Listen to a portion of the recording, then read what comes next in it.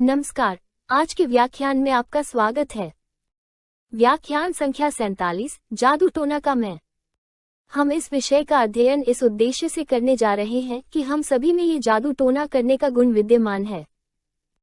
हम सभी के भीतर यह जादू टोना करने का दोष है तथा अपने आंतरिक कार्य को आगे बढ़ाकर अपने अस्तित्व के अंतरंग आत्म साक्षात्कार के लिए इसे समाप्त करना आवश्यक है।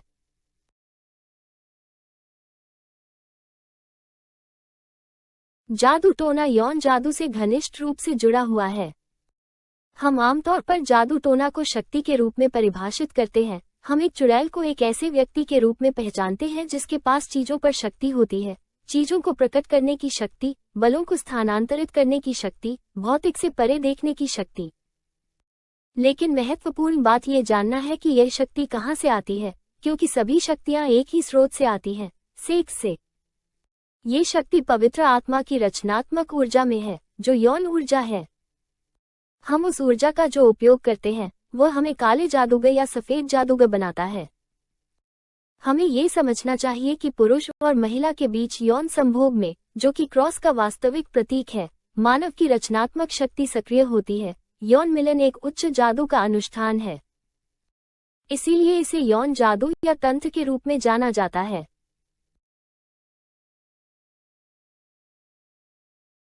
हम पहले ही बता चुके हैं कि यौन जादू या तंत्र विद्या के 3 प्रकार।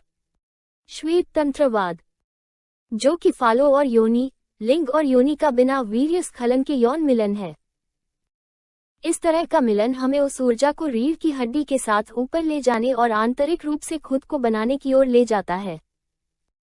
यहाँ हम कुंडलिनी को ऊपर उठाने के बारे में बात कर रहे हैं। हमारे पास भी धूसर तंत्रवाद है। ये बिना किसी पालौकिक उद्देश्य के सेक्स का अभ्यास है, केवल पशु आनंद और हमारी कामुक इच्छाओं की पूर्ति के लिए। यह वो सेक्स है जिसका अभ्यास अधिकांश लोग करते हैं। ये हमें जल्द या बाद में ब्लैक तांत्रिकवाद की ओर ले जाएगा। और हमारे पास ब्लैक टेंट्रिज्म भी है, जो जादुई अनुष्ठानों और वीर्य स्खलन के साथ इंफ्रासेक्सुअल अभ्यास है, जो हमें जगाता है और कुंडबफर को खिलाता है। इसे शैतान की पूंछ के रूप में भी जाना जाता है, जो कुंडलिनी के बिल्कुल विपरीत है। श्वेत तंत्रवाद से देवता बनते हैं, काले तंत्रवाद से राक्षस बनते हैं। इससे आप यौन जादू और जादू टोने के बीच घनिष्ठ संबंध देख सकते हैं।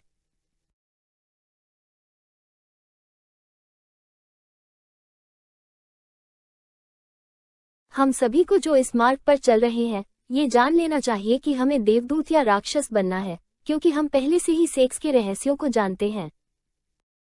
और हम पहले से ही जानते हैं कि पवित्र आत्मा की यौन रचनात्मक ऊर्जा में दीर्घायु, अनंत जीवन का अमृत है। इसलिए इस बिंदु पर हमें यह निर्णय लेना होगा। एक सफेद जादूगर और एक काले जादूगर के बीच मुख्य अंतर उनके ज्ञान की गुणवत्ता है।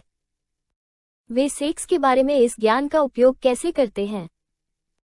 क्या वे इसका उपयोग अपने अहंकार को बढ़ाने के लिए करते हैं या उसे पोषित करने के लिए? ये सम्मेलन हमें इस मार्ग पर स्वयं को परिभाषित करने तथा काले जादूगर और श्वेत जादूगर के बीच मौजूद अंतर को समझने में मदद करेगा।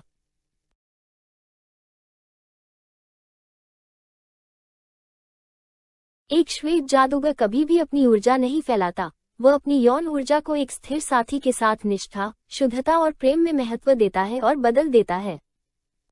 एक काला जादूगर जो यौन ऊर्जा को फैलाता है और पुनः अवशोषित करता है, जो सेक्स में मिलावट करता है, वो इंफ्रासेक्स का भी अभ्यास करता है। श्वेत जादूगर अस्तित्व के 7 अस्तित्वगत निकायों का निर्माण करता है, जो हमें प्रकृति और 4 तत्वों पर शासन करने और प्रकृति के सभी आयामों के माध्यम से सचेत रूप से आगे बढ़ने की अनुमति देगा। और उन सभी इंद्रियों को जगाओ जो अभी सोई हुई हैं, और अंततः अपने में ही विलीन हो जाता है। काले तंत्र के माध्यम से हर कोई काला जादूगर बन जाता है। आग की शक्तियां गिरती हैं, उलट जाती हैं और कुंडबफारा को खिलाती हैं, और ऐसा करने से वे जो शक्तियां प्राप्त करते हैं वे उनके अहंकार की सेवा में लगा दी जाती हैं, क्योंकि वे उन्हें खत्म करने के लिए काम नहीं करती हैं। चूंकि वे अग्नि या ऊर्जा के साथ भी काम कर रहे हैं, इसलिए उन्हें कुछ शक्तियां मिलेंगी और कुछ धारणा की इंद्रियां जागृत होंगी।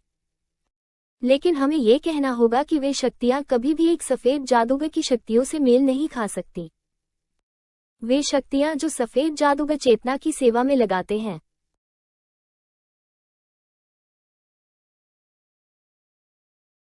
सफेद जादूगर मनोवैज्ञानिक मृत्यु के माध्यम से अपनी चेतना को मुक्त करना चाहता है, जबकि काला जादूगर काफी हद तक दोषों को बढ़ावा देता है।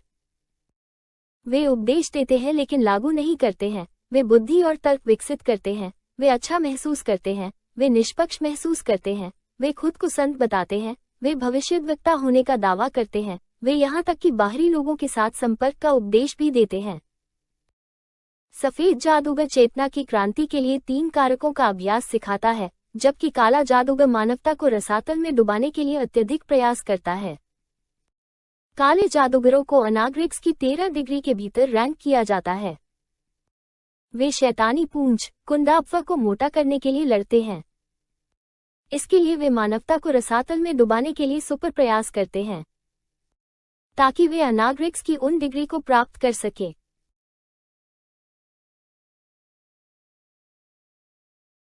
श्वेत जादूगर ज्ञान की शुद्धता बनाए रखता है और बदले में कुछ भी अपेक्षा किए बिना तथा सभी की स्वतंत्र इच्छा का सम्मान करते हुए इसे सिखाता है।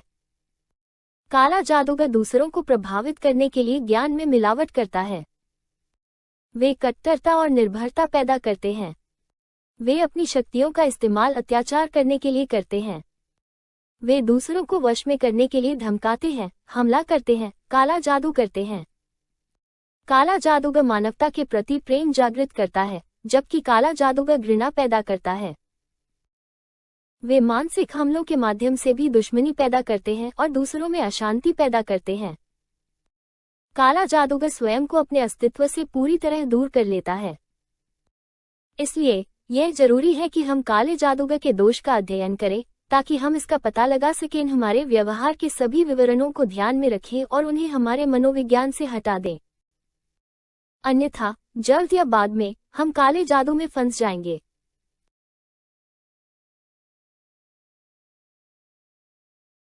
इसके अलावा काले जादूगर वस्तुनिष्ठ ज्ञान में परिवर्तन करते हैं। वे गूढ़ विद्या का व्यापार करते हैं। वे बुद्धि का व्यापार करते हैं। वे शुल्क लेते हैं शिक्षाओं के लिए। वे छद्म गूढ़ विद्या सिखाते हैं। वे छद्म गूढ़ विद्यालय बनाते हैं। वे उपाधियां, डिग्री और दीक्षाएं देते हैं। ईमानदार साधकों को भ्रमित करते हैं। वीर्य के रिसाव के साथ काले तंत्र विद्या सिखाते हैं। वे वीर्य को पुनः अवशोषित करना सिखाते हैं। वे धर्मों को झूठा साबित करते हैं। वे अपने धार्मिक सहयोगियों को धोखा देते हैं। वे अनुयायी ढूंढते हैं, कट्टरता विकसित करते हैं, अपने अनुयायियों को रसातल में डाल देते हैं, अपने ग्राहकों को धोखा देते हैं, अपने ग्राहकों पर निर्भरता पैदा करते हैं। वे दिखावे का प्रबंधन करते हैं। वे विज्ञापन देते हैं, उनके पास क्लिनिक हैं। वे दूसरों की बुराई पर जीते हैं। वे उपचार के लिए शुल्क लेते हैं।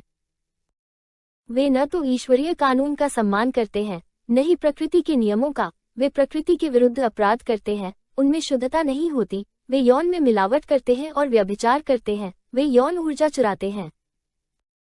वे मानसिक शक्तियों का विकास करते हैं। वे अपनी शक्तियों का सार्वजनिक रूप से प्रदर्शन भी करते हैं। वे अपनी शक्तियों का प्रयोग सबके विरुद्ध करते हैं। वे अपनी शक्तियों का प्रयोग अत्याचार करने के लिए करते हैं। स्वतंत्र इच्छा का सम्मान नहीं करते हैं। दूसरों की भावनाओं से छेड़छाड़ करते हैं। निश्चित विचार प्रस्तुत करते हैं तथा दूसरों के मन में हेराफेरी करते हैं। वे चिकित्सा की विभिन्न शाखाओं का शोषण करते हैं। वे चिकित्सा के साथ व्यापार करते हैं। वे गर्भनिरोधक, बधियाकरण, गर्भपात, आनुवंशिक क्रॉस का व्यापार करते हैं, प्रत्यारोपण करते हैं, रक्त आधान करते हैं, रक्त और वीर्य बैंक चलाते हैं। वे पैसे के लिए काम करते हैं। वे पैसे और संपत्ति वाले लोगों में रुचि रखते हैं। वे प्रसिद्धि, शक्ति और प्रतिष्ठा के लिए प्रतिस्पर्धा और लड़ाई करते हैं। वे आनंद की तलाश करते हैं। वे जीवन में व्यक्तिपरक चीजों की तलाश करते हैं।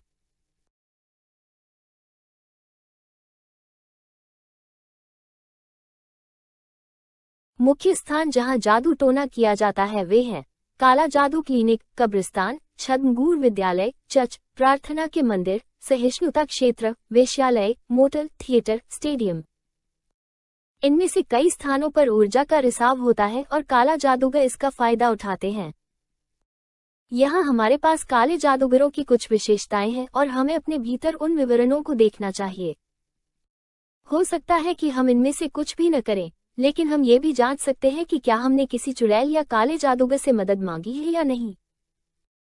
तो हमारे पास है जादूगर, अध्यात्मवादी, भाग्य बताने वाले, सलाहकार, शकुन, झूठे भविष्यवक्ता, चिकित्सक, संतरोस, प्रार्थना करने वाले, पुजारी, चुंबकत्व करने वाले, सम्मोहनकर्ता, चुड़ैल, वूडू, बुतपरस्त, जालसाज, चालबाज, आदि आदि। इसके अलावा काले जादूगरों के आक्रमण के स्वरूप को जानना भी बहुत उपयोगी होगा, ताकि हम स्वयं की रक्षा कर सकें, क्योंकि अब जब हम अपनी ऊर्जा बचा रहे हैं और चेतना को जागृत करने का प्रयास कर रहे हैं, तो हम कुछ काले जादूगरों का निशाना बनने जा रहे हैं जो हमारी ऊर्जा चुराना चाहते हैं या हमें इस आंतरिक कार्य से विरत करना चाहते हैं। वे हमला करते हैं नींद के दौरान।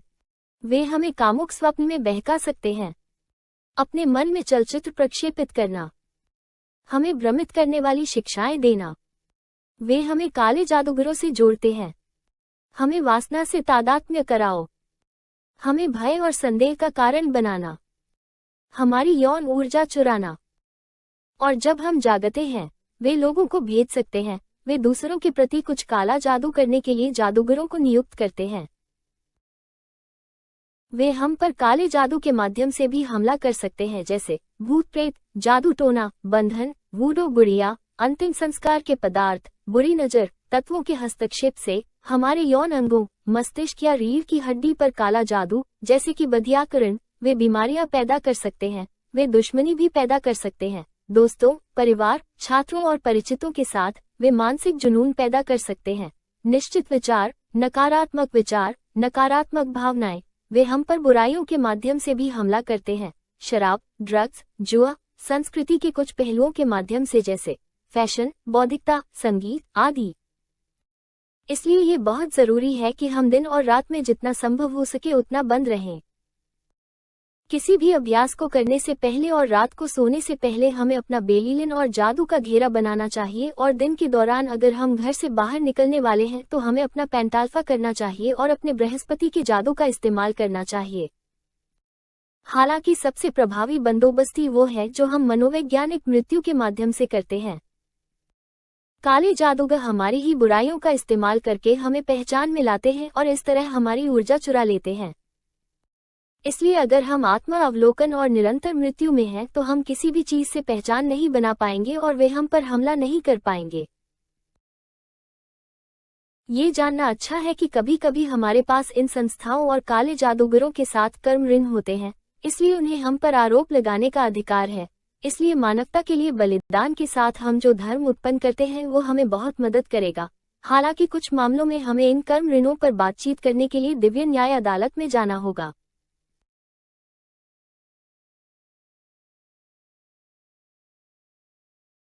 अब हम कुछ शक्तियों को देखने जा रहे हैं जिन्हें काले जादूगर विकसित कर सकते हैं। उदाहरण के लिए, जिन राज्य, उत्तोलन, सूक्ष्म और मानसिक प्रकटीकरण, शब्द में शक्ति, जानवरों को नियंत्रित करना, तत्वों को नियंत्रित करना, जादुई श्रवण, अतीन्द्रिय दर्शन, टेलीपैथी, पूर्वाभास, यौन क्षेत्र। वे जो काम करते हैं उनमें से कुछ हैं: काला जादू, तत्वों, एनिमस और मनुष्यों के साथ काम करना, मंत्र, हेरफेर, निर्भरता पैदा करना, वूडू डॉल्स, मनगढ़ंत बातें, सार, सफाई, भविष्य की रीडिंग, सलाह देना, इलाज, भूत प्रेत निकालना, प्रार्थना, अनुष्ठान। बेमेल और मैच करें, भूमि, पौधे, तत्व, जानवर, काला तंत्र, ऑपरेशन। वे रक्त, वीर्य का उपयोग करते हैं। वे ग्राफ्ट, अंग प्रत्यारोपण और टैटू करते हैं। वे कुछ प्रकार के प्रभुत्व भी कर सकते हैं: सलाह, प्रलोभन, भावनात्मक शक्तियाँ, मानसिक शक्तियाँ, मंत्र, सम्मोहन, चुंबकत्व, बलिदान, शैतानवाद, शारीरिक, प्राणिक, सूक्ष्म और मानसिक शरीर के रोग। वे भविष्यवाणी के लिए कुछ उपकरण प्रयोग करते हैं: ज्योतिष, टैरो, नक्शानवीसी, हाथ पढ़ना, आयरस पढ़ना, अध्यात्मवाद, ओएजा, चॉकलेट या कॉफी के कप पढ़ना। इस उद्देश्य के लिए वे सिगरेट, तंबाकू, दाग, कॉफी के अवशेष, मोमबत्तियां, पेंडुलम आदि का भी प्रयोग करते हैं। वे अपनी शक्तियों के साथ मुद्रीकरण भी करते हैं, इसलिए वे आपसे पैसे वसूलेंगे और आपको अपनी जादू टोना सेवाएं और उपकरण या यंत्र बेचेंगे, जैसे कि तावीज, पदक, खनिज, क्रिस्टल, पदार्थ, मिश्रण, सार, सफाई, दवा, किताबें, मोमबत्तियां और सभी प्रकार के काले जादू के काम जो वे करते हैं।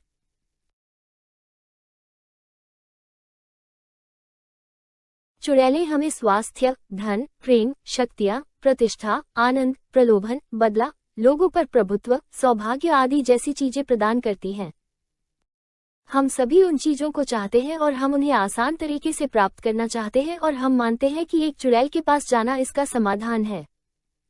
सच ये है कि नहीं, ये बिल्कुल विपरीत है। इसे महसूस किए बिना जब हम एक चुड़ैल की सेवाएं लेते हैं तो हम चुड़ैल और उसके पीछे मौजूद इकाई के साथ जुड़ जाते हैं। हम खुद को खोलते हैं और अपनी ऊर्जा को लूटने की अनुमति देते हैं। और निश्चित रूप से हम जादू टोने के आत्मा को पोषण देते हैं।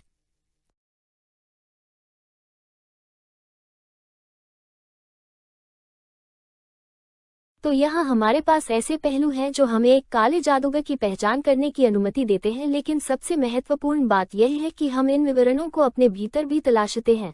वे सलाह देते हैं, वे दूसरों के जीवन में प्रवेश करते हैं, वे धमकाते हैं, वे हमला करते हैं, वे काले जादू के कार्यों से दूसरों को नुकसान पहुंचाते हैं, वे दूसरों पर बीमारियां थोपकर उन्हें नुकसान पहुंचाते हैं, वे विकसित होते हैं इन लोगों के प्रति घृणा, वे घृणा करते हैं और घृणा को बढ़ावा देते हैं, वे हमलों से दुश्मनी पैदा करते हैं, वे दूसरों को परेशान करने के लिए मनोवैज्ञानिक काम करते हैं, वे काले जादू से हत्या करते हैं। आइए हम इस सब पर विचार करें और देखें कि हम कहाँ गलत हो रहे हैं। जब हम पथ पर आगे बढ़ रहे होते हैं तो मनोवैज्ञानिक मृत्यु पर काम न करने के कारण भटक जाना सामान्य बात है। हम कह सकते हैं कि हमें ये दोष नहीं है, लेकिन यदि हम करीब से देखें तो हम पाएंगे कि उदाहरण के लिए हमें मित्रों या रिश्तेदारों को सलाह देना अच्छा लगता है। हम लोगों को अपने प्रभाव में लेना पसंद करते हैं ताकि हम उनसे अपनी इच्छानुसार चीजें प्राप्त कर सके। हम घृणा और ईर्ष्या महसूस करते हैं, इसलिए हम चाहते हैं कि उन लोगों के साथ बुरा हो। जब हम क्रोधित होते हैं तो हम शाप देते हैं। हमें क्रिस्टल, एसेंस रखना, जादू की किताबें पढ़ना, जादू के टीवी शो देखना पसंद है। हम अपने अस्तित्व को धोखा देकर ऐसी चीजें करते हैं जो हमें पता है कि हमें नहीं करनी चाहिए। अब हम सेक्स की शक्ति को जानते हैं और हम अपने शरीर से उस ऊर्जा को सुखाते रहते हैं,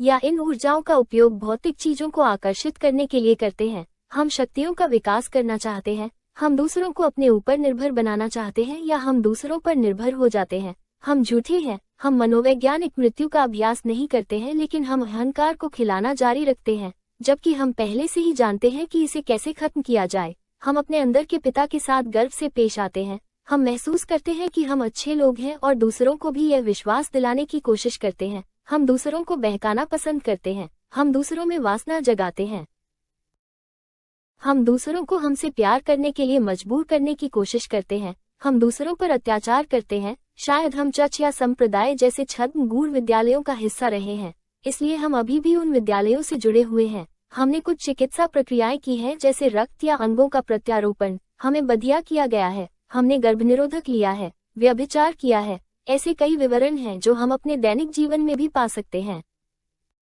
हो सकता है कि हमने इनमें से कई कार्य न किए हों, लेकिन हम उन्हें करने की इच्छा भी रख सकते हैं, और इसका मतलब है कि हमारे पास वो विवरण या दोष है। महत्वपूर्ण बात यह है कि हम सभी में ये मैं है, और अगर हम उन छोटी छोटी बातों पर काम नहीं करते तो वे हमें इन दोषों को बढ़ावा देने और एक काले जादूगर बनने के लिए प्रेरित करेंगे, क्योंकि अब हम अपनी यौन ऊर्जा पर काम कर रहे हैं। इसलिए हमें निर्णय लेने और अपने अहंकार के खिलाफ जाने की जरूरत है। तो हम एक सफेद जादूगर बन सकते हैं, सफेद लॉज का हिस्सा बन सकते हैं, अपने अस्तित्व के साथ जुड़ सकते हैं और पूर्ण पर वापस जा सकते हैं।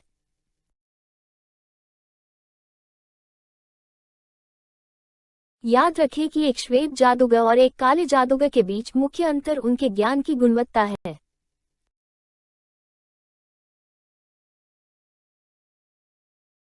यह आज का सम्मेलन था। आने के लिए धन्यवाद। अगले व्याख्यान के लिए हमसे जुड़े, जहां हम सीखेंगे कि सचेत सूक्ष्म प्रक्षेपण प्राप्त करने के लिए कुछ मंत्रों का सही उच्चारण कैसे करें। अगले सम्मेलन में मिलते हैं। अलविदा।